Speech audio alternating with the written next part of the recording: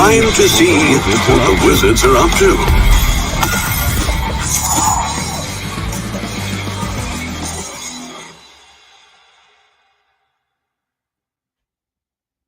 Hey everyone, thanks for joining. Pretty excited. We're going to talk about an upcoming product today that I know people love to hear about.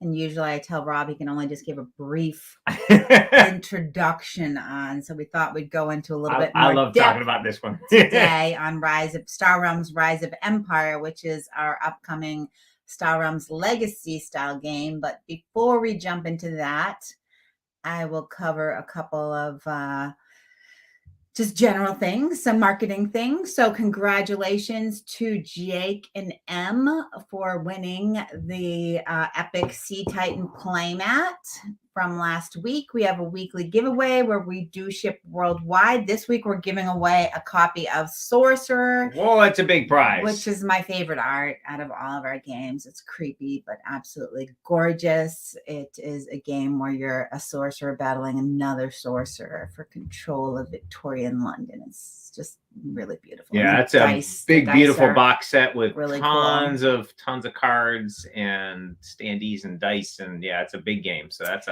a big prize. And Saf can post below on how you can enter to win this week's contest. And again, we ship worldwide, so definitely go ahead and enter no matter where you're located. Last week, and we talked about that we're going to be running Legend Series at PAX East. I now have the details of the days and times. So the Hero Realms Legend Series is going to be on Friday at 11 a.m. and the Star Realms Legend Series will be on Saturday at 11 a.m. And this is the weekend of April 21st is when PAX East is running. This is in Boston. We encourage everyone to come. Rob and I will be there, and Derek will be there. CJ, yep. We're going to have a lot of people from our team there, so it'll be great to see you there. And the winner becomes a card in the game. So if you've seen some of our art, it's pretty. That is amazing. That is the coolest prize.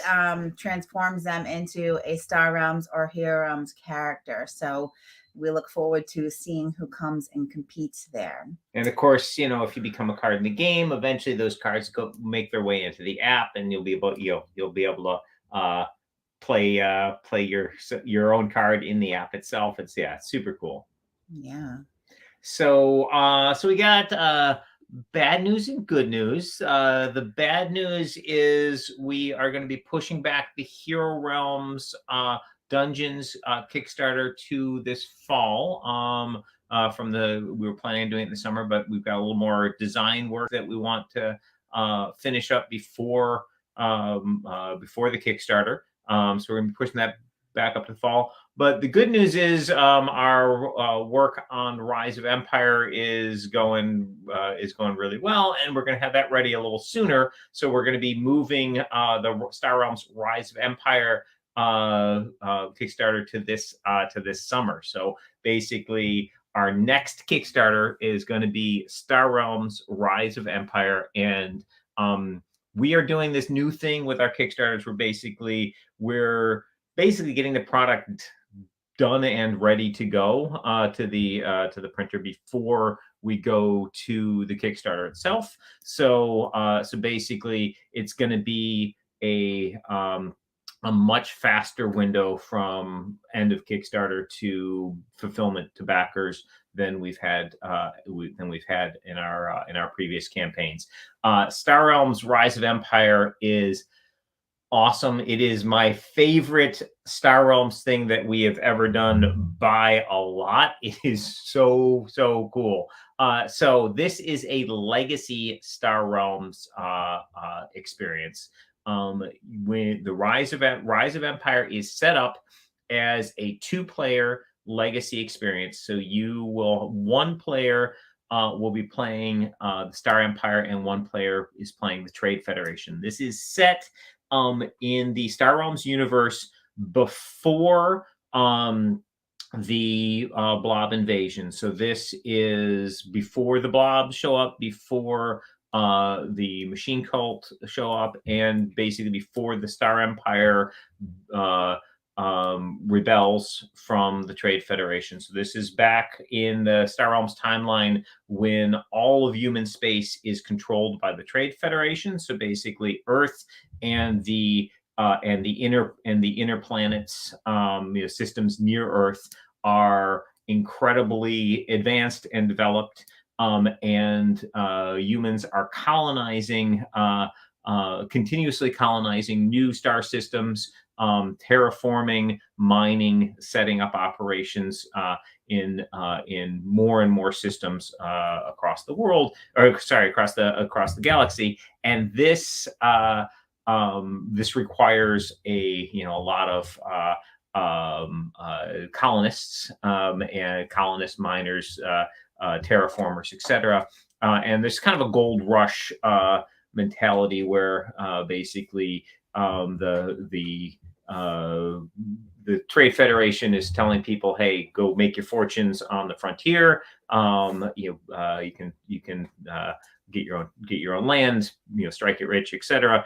And but the reality of colonization is and setting up these new worlds is much harsher. So basically, life on the frontier is very tough. And as these worlds get more and more established, they are taxed. They are allowed to set up basically whatever government they want locally, as long as they pay their taxes and tributes to the Trade Federation. As long as the Trade Federation can continue to do business and set up, basically exploit the resources locally, and tax the people. So there have been a bunch of rebellions previous to this point in the timeline, but the Trade Federation has basically stomped them out each time, brought in a bunch of forces and got the locals in line. So the Star Empire, their world is, of course, an empire, imperial system set up where the emperor is in charge, and he's wanted to throw off the Trade Federation for a while, but he's seen what's happened with other systems when they've tried to throw off the yoke of the Trade Federation control. So what he did is basically he was a model colony, paying good industry, paying their taxes, all doing everything that the Trade Federation wanted them to do. But in secret, he was building a giant navy, basically a huge armada. This game starts when the Star Empire has decided it's built up enough force in secret. It's getting hard to keep it a secret, and it's time for them to kick the Trade Federation out of their system. So that's where this game begins. And basically, the Star Empire is trying to convince neighboring systems that they should also rebel. They're rebelling from the Star Empire, from the Trade. The Star Empire is rebelling from the Trade Federation. They're declaring their independence, and they want their neighbors to all do this. To basically join the cause. Declare independence, kick the Trade Federation out, and of course, the Trade Federation wants to keep all the various systems loyal to them, continuing to pay taxes, and they want to put this rebellion down. So those are the two players at the beginning of this series. And basically, the box set will take you through a series of 12 games. And in these games, you are going to be having different scenarios that you're playing. And at the end of each scenario, you'll be getting new content and new stuff, and the storyline will advance. And depending on how things have been going in the recent battles and in the campaign as a whole, the various players are going to get rewards. And we've got some really cool balancing systems in the Rise of Empire, which will, if one player is behind in the series, we give them some crutches to help them to help them sort of catch up. Basically, their side gets a little more desperate and is working harder to try and try and win battles. So basically, so that is the sort of overarching idea of the game. One of the incredibly cool things that we get to do with Rise of Empire, which is something I never thought we'd be able to do with Star Realms, is we can introduce different factions. So Star Realms has its 4 factions. It's got the Star Empire, the Trade Federation, the Blob, and the Machine Cult, and basically that's it for the game. We've added lots of cards for those factions, and we have the mercenaries, some colorless cards, but basically those 4 factions are what you get with Star Realms.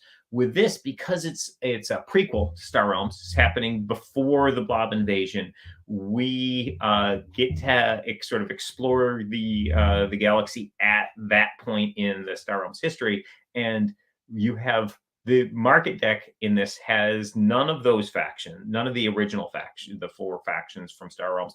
This has 3 factions that are you've never seen before. These are the neighbors of the Star Empire, which both players are trying to recruit to their side. So when you're buying a ship or base during the game, it represents that ship captain or that base commander deciding that for the time being they're going to be on your side in this war. So as as you acquire cards from the market, this sort of represents gaining control of those various factions during the course of the game. And I'll show you some cards from these. Show some cards from these new factions. So, here we go. Sorry, technical difficulties. Okay, so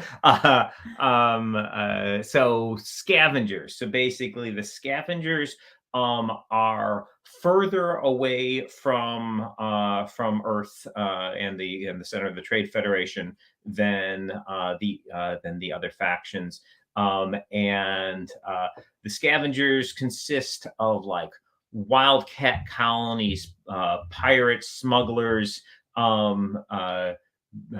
traders, basically people on the outskirts of human space, and they're really good at surviving with minimal resources. And the Scavengers, like all the factions in this set, have a win acquired mechanic. So basically any of the cards that you're buying from any of these 3 factions, when you acquire them, they're going to do something. The power level of the cards themselves, once they're in your deck, is a little bit lower than you're used to from regular Star Realms. But those win acquired abilities can do some really cool things for you. So, for example, when you acquire the Digger, you have the option of scrapping a card from your hand. So you can just get a card out of your deck. So it's a deck thinning mechanic that faction is good at. And as you can see, the art in this set is super cool. The next faction is the Kingdom. So the Kingdom is a monarchy in neighboring systems to the Star Empire, and they are fairly militaristic. So basically, with these guys, when you acquire a Kingdom card, it's going to give you combat right away. So that can be a really big deal later in the game, especially when your opponent has some bases or outposts out. The ability to get combat right away is big. And you'll notice that with the cards that these low-cost cards have relatively small bonus abilities. So here you can see a Sentry from the Kingdom. The more expensive cards will have more and more powerful win acquired abilities. So those can be a big deal later in the game. Here we have the Keep from the Kingdom, and you'll notice this one's giving a much bigger combat bonus when you acquire it. Now, this is a 6 cost, 5 defense outpost. So as far as the power level compared to, let's say, a Star Empire or a Trade Federation card, power level is going to be a little bit lower once it's in your deck, but you're getting that win acquired ability. So if you the stuff in here you can totally mix in with your regular Star Realm stuff when you're done playing it in the legacy campaign format. And one of the cool things about it is you're getting these bonus win acquired abilities, but it's balanced out because the card itself is a little bit weak for its cost. So that combination of slightly weaker for its cost, but giving you something really cool when you buy it, makes them balanced with the other cards in the game. Here we see another kingdom ship, the Archer, and the Knight. And again, those more expensive cards, you're getting heavier hitting, more powerful abilities. And here we have the Castle. This is consortium base. So the consortium is made up of worlds that are between the Star Empire and the Trade Federation. So these are more advanced, more economically developed worlds. So the consortium is good at acquiring cards, and when you acquire consortium cards, you're able to draw cards, draw and discard, or draw cards depending on the depending on the cost of the consortium ship. So this is a big, the big 8 cost consortium base. This one's given you 3 trade every turn and the ability to buy things directly on top of your deck. And of course, when you buy it, you're drawing cards, and you get to draw a couple cards and discard a card. So late in the game, when you're buying a big card like this, your deck's probably going to be pretty solid. So the ability to get a couple cards immediately when you draw, when you purchase it, is that's a pretty big deal. Now the less expensive consortium cards, so like this 1 cost trader here, it's going to help you build up your trade a little bit, because you play it for 2 trade, and when you buy it, you get to draw and discard. That can be really cool early in the game, because you can potentially like control when you're shuffling. So if you buy some stuff, then buy the trader. When your deck's empty, you're going to get that draw and discard, and that's going to cause you to reshuffle your deck and get all that goodness you've been buying in while you've got some you've got your Scouts and Vipers still in your starting hand. Here we're seeing another scavenger ship, the Hunter. I just love the artwork on these sets. We actually had a different artist doing the work on. We had 3 different artists doing work on this, with an artist handling. Basically an artist personally handling each faction, which does it. So we have a question here. Catch-up mechanics for someone that keeps losing. Absolutely, we do. That's something I mentioned a little bit earlier in the stream. So basically, there is. I'm not going to get into the mechanic because I don't want to give away too many spoilers on the legacy game. But if a player starts getting a big lead in the number of games won in your legacy series, the other player starts getting advantages, and those advantages build up over time. So basically they just keep getting larger and larger as a player gets if a player stays behind. So basically there's a really nice catch-up mechanic. And you have objectives that you're trying to achieve, and basically being first to some objectives will give you some extra sort of points in the overall scheme of the legacy campaign. But as I said, if a player's behind, they're going to get some extra bonuses in games to help them catch up in future games. So it's has a really nice play feel as you're going through, because it's like you get really excited when you get like you get a win, and you achieve some goal that you're trying to do in the campaign, but then your opponent might start getting some cool benefits, so both players have something to look forward to for the next game in the series every time. Here we're seeing here's the Reaper, another scavenger ship, and then my last card spoiler here. We've got the Prince, a 8-cost kingdom ship. So as you can see, the artwork is really cool. These factions do really neat things. These win acquired abilities are so fun to play with, because you're thinking about what building your deck, of course, as you do normally in Star Realms, but you're also thinking about what kind of advantages can I get right away from these. And there are some really cool mechanics combined that for this legacy experience.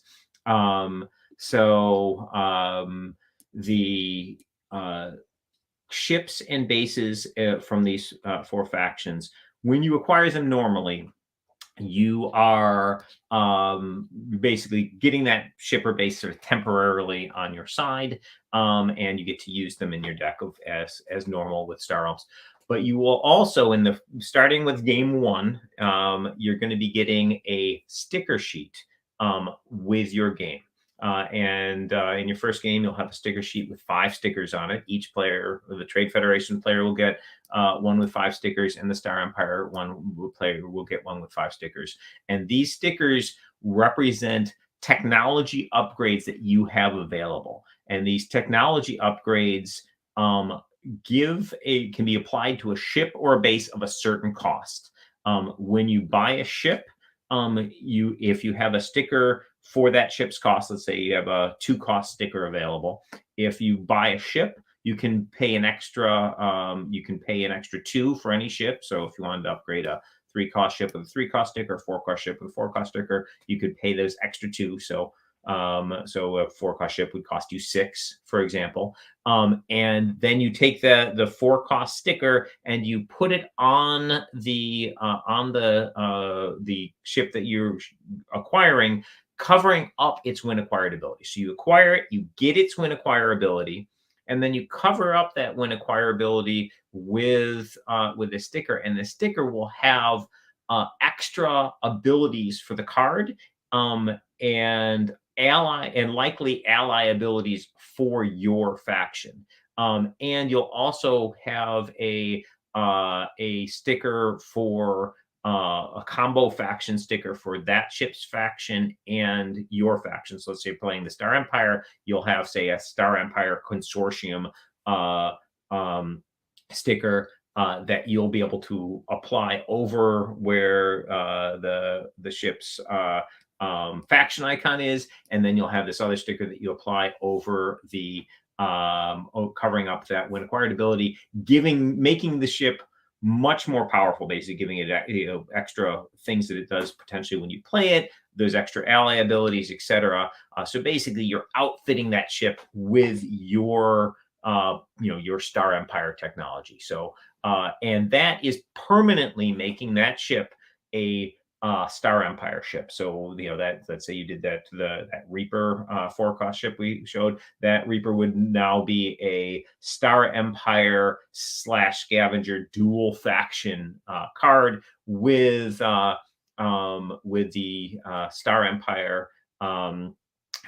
Star Empire ally abilities and some extra juice. So basically, because these cards were designed to be slightly weaker in your deck than a normal card, when you add this sticker, that brings its power level up to a regular Star Realms power level. And you are still getting that win acquire ability that time, but in future games, that card will be in the market deck already being a Star Empire card. Now, either player could still buy an upgraded card. So let's say in the game 1, Debbie upgraded some cards with Trade Federation. I upgraded some cards with Star Empire. Debbie could buy a Star Empire upgraded card, and it still has those Star Empire improvements.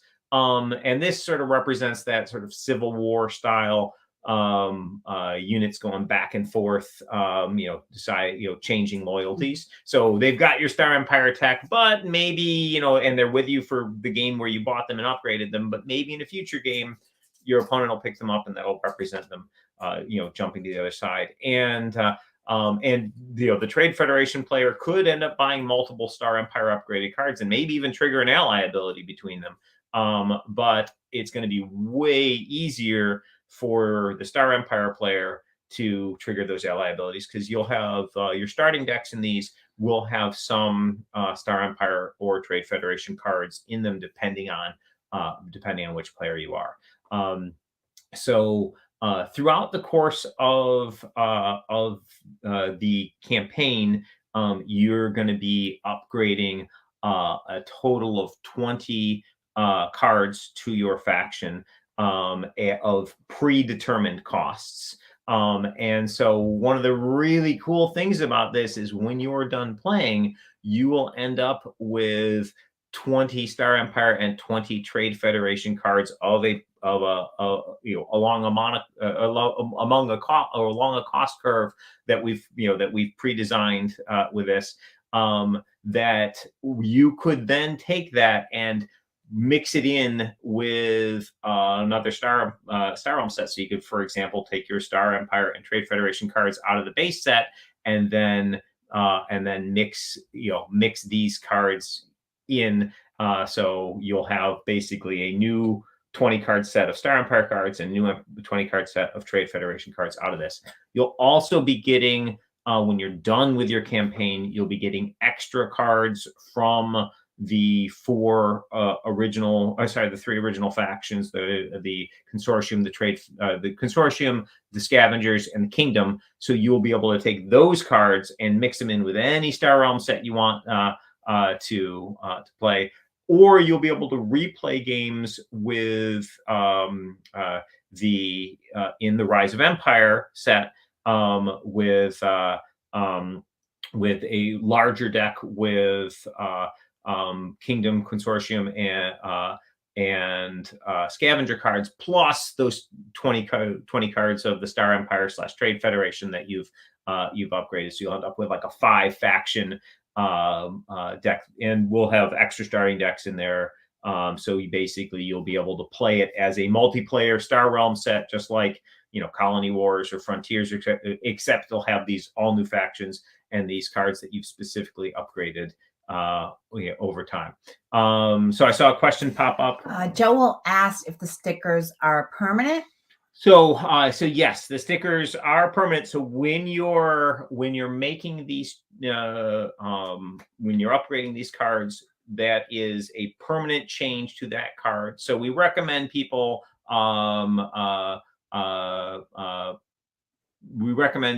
playing with sleeves for basically long durability. But basically, you probably want to play with sleeves no matter what, because when you play Star Realms, you tend to play it over and over and over again. So you're gonna want to sleeve those cards up either way. But yeah, so the stickers will permanently upgrade it, but we're gonna be giving you extra cards of extras of those original cards. So basically, you'll have pristine unstickered versions that you can play.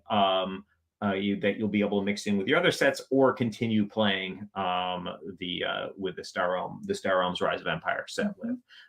There are a lot more cool things and surprises in this game, where I don't want to spoil too much, because there's a ton of fun as you play through, basically with the new things that sort of pop up during the course of the game. But this is just a phenomenal play experience, and so you have this basically a 12 scenario campaign to play through with a friend, and then when you're done, you have an awesome Star Realm set that you can play again and again and mix with your other stuff. And as I said, these normally I had never thought we would add additional factions to Star Realms because of the way the ally abilities work, etc. But with these sets that we've designed, because of those when acquired abilities,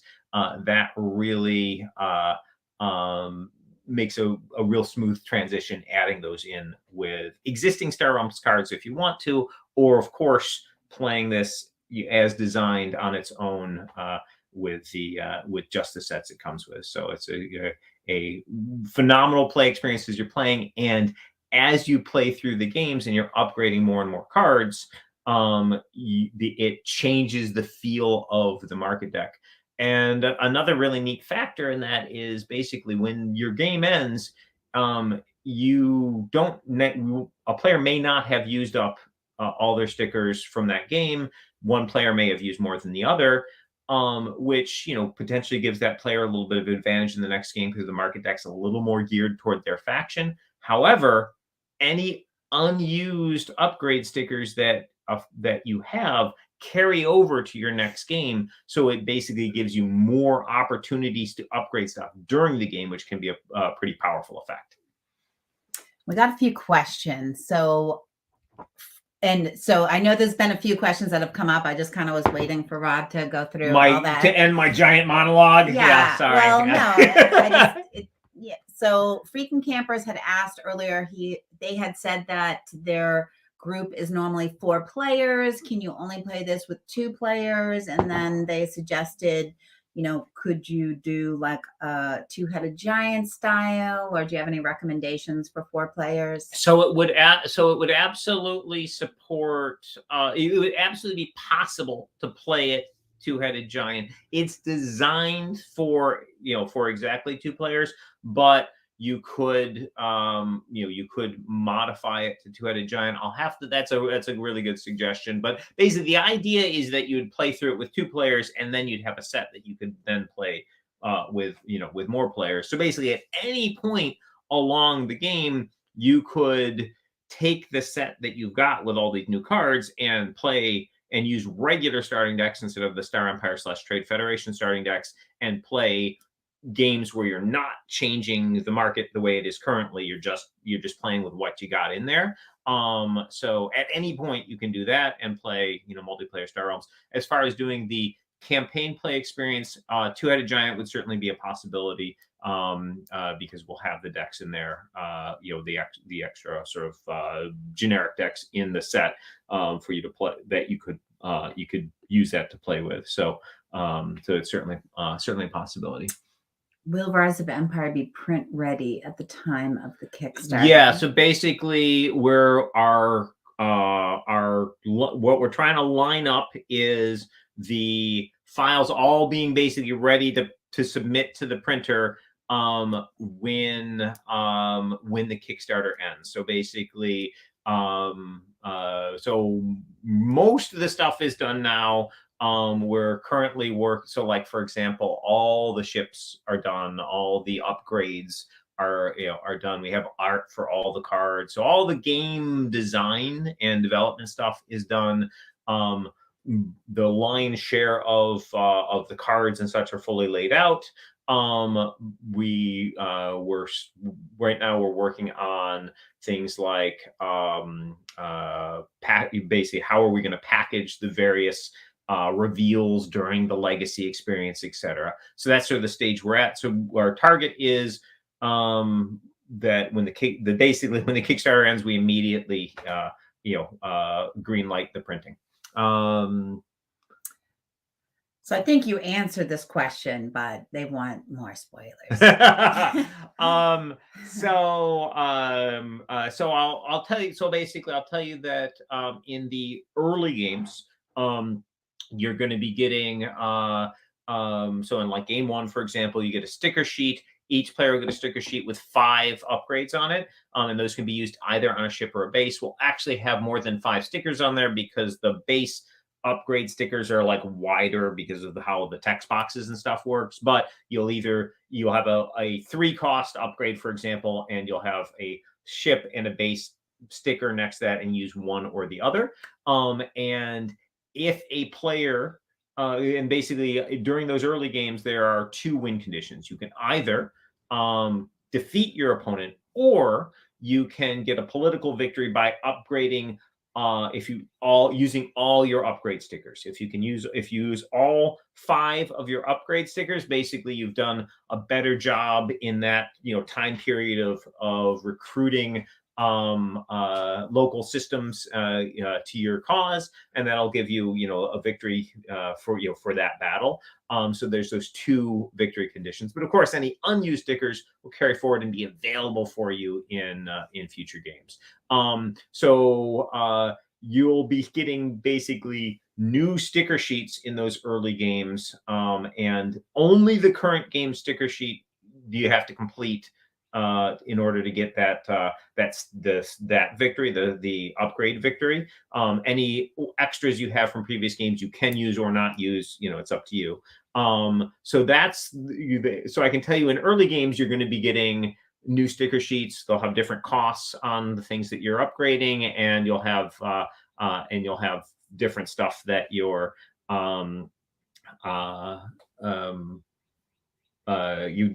different costs and different effects on those. And then as the thing continues, there's going to be different stuff that you're getting, which I'm not gonna spoil right now. But that'll include like catch-up mechanics, like I talked about, and lots of other cool stuff. Great. We had a question from Agency 13. Is there a good place to find out the background lore? So we have lore on the Star Realms and Hero Realms website that we've done over time as blog posts, but I think it is a good time we have done some consolidation of the lore internally. So I think we can look at providing a more comprehensive one place you can go and look and see all of the lore. But right now it's both within the campaigns and the app, there's some, and then also there's blog posts on each of the websites. So, but yeah, I know there's going to be a lot more interest with this new game. So do you want to answer this one? Yeah, Bob? so basically with the base sets of Star Realms and Hero Realms, like if you got like just the Hero Realms base set, just like Star Realms base set or Star Realms Colony Wars, the differences are pretty minor between the games. So basically they're thematically different. The factions do slightly different things. The pacing is slightly different. The number of like permanent cards, their bases in Star Realms and their champions in Hero Realms. Hero Realms has a higher champion ratio than Star Realms' base ratio. So there are some little differences, but mechanically the games are identical. With as you add content, the games diverge. So Hero Realms has the character packs that let you play as specific characters. It's got the campaign, that transforms Hero Realms into a cooperative leveling deck building game, kind of a mash between a deck builder and a role playing game. You have the ability to upgrade your characters over time, where you're permanently changing your starting deck and finding treasures that you can use. You can play PvP with leveled up characters, like the Hero Realms app is awesome for that, and you can do those cooperative experiences. So and then Star Realms is more individual game focused. It doesn't, and you're not playing a person in Star Realms. You're playing a civilization. So you're playing a realm, basically, so that's sort of the primary thematic and mechanical differences between Star Realms and Hero Realms. Or to sum it up, there's no stealth needle. There's no stealth needle. Maybe there'll be a doppelganger. Okay, I'm not sure what this question's asking. So basically, yes, you could just be like, I'm just going to upgrade. But the thing to remember is your stickers are not things you can use on any card. Oh, I'll just upgrade the first 5 cards I buy. No, you have a 1 cost upgrade and maybe a 6 cost upgrade and a 4 cost upgrade and 3 cost. Basically, you have specific costs that you have to buy to upgrade.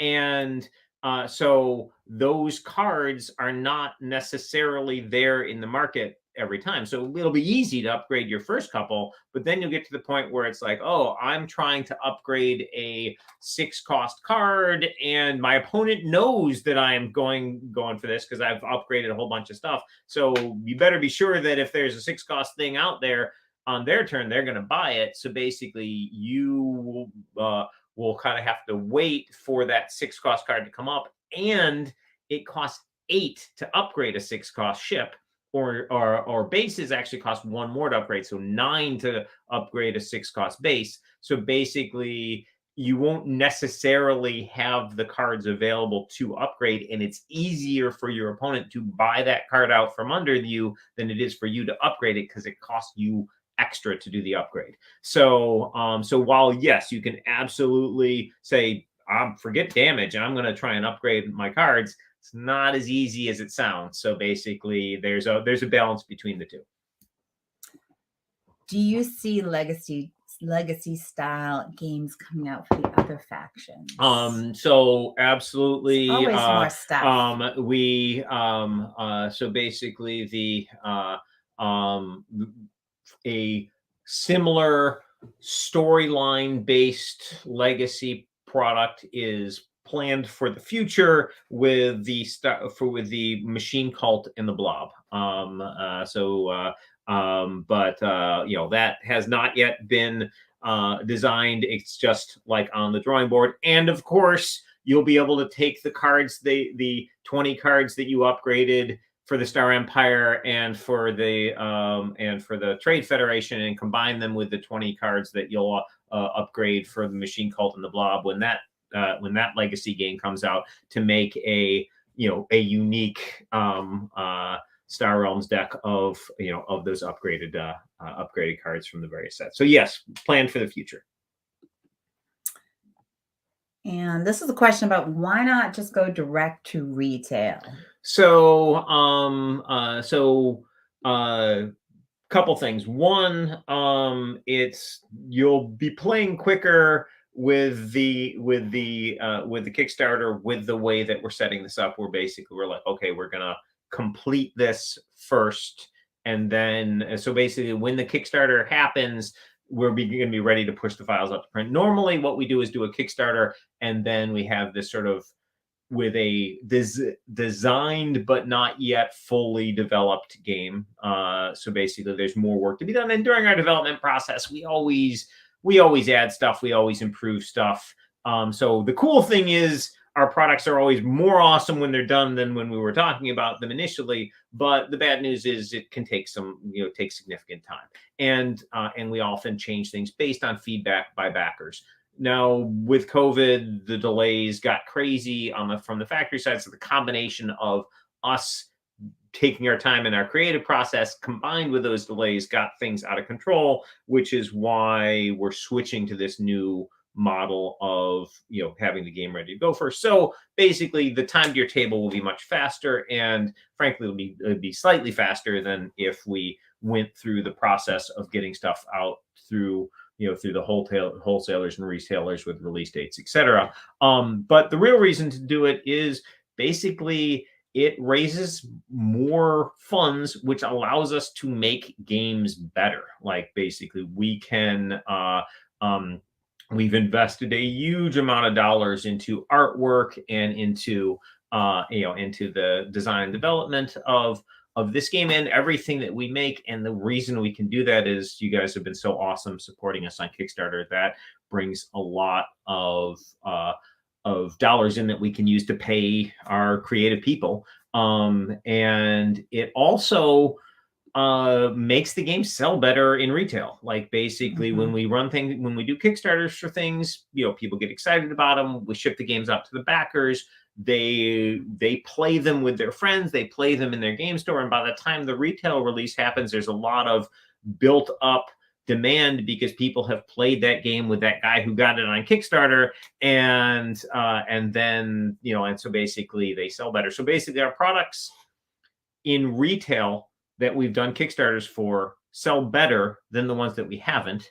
And of course, the direct revenue from the Kickstarter really helps us as a company be able to create much better, much better products than we would have otherwise. So someone had asked when the Kickstarter was starting. They had gotten here late. So basically, we'll have a hard date for you as we get closer, but we're targeting early summer range. And do you have an update for the Deluxe Nova collection backers? So, basically, we are in the boring. The printer's working on it process. So basically, everything's been approved. We are, we have our, we have our print window with the printer. I can't remember the dates off the top of my head, but they gave us a time frame of, of how long it's going to take, and it's going to take longer than normal things to print because of the drying period for the foil cards to make sure, we don't have humidity issues with them, etc. But basically, it's going great, and it is in production process. And I'll double check I can double check the dates, and I'll be doing updates as we go. But the updates will be pretty boring at this point because, hey, it's there and they're working on it, and it's going to take them a few months. So that's where we're at currently. Got a question from Dustin. When can we expect challenging cards? Changeling cards that you can play as super base or get different. It's based on which choice you make. Oops, spoiler. Yeah, I think sounds like a cool idea. And then Game Freak wants to know if you leave any ice for other members of the house. No, I take all the ice. He does. Literally, yeah. Yeah, I like a lot of ice in my drinks. Yep. I think we've answered all the questions that came up, but if anyone has a quick question or a question we didn't answer, you can pop it in here. Otherwise, we can wrap it up. Does anyone want to see our puppies? Yeah. Well, I'm going to grab a puppy. I'll be right back. While we wait to see if there's any final questions. Wait, can you get me a puppy too? Oh, yeah.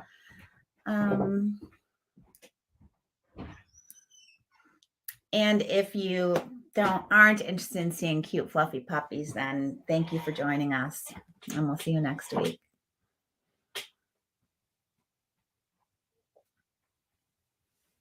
The Kapow Pledge. So the Kapow Pledge Manager, I'm waiting on updated shipping costs, but it is completely ready to go. So I am hoping it's going to be going out very soon. I just pinged again yesterday on that.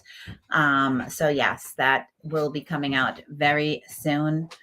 Puppies. Oh, the puppies are looking more like dogs now and less like guinea pigs. They're a lot bigger. They grow so much each week. Oh, this is Baccarat.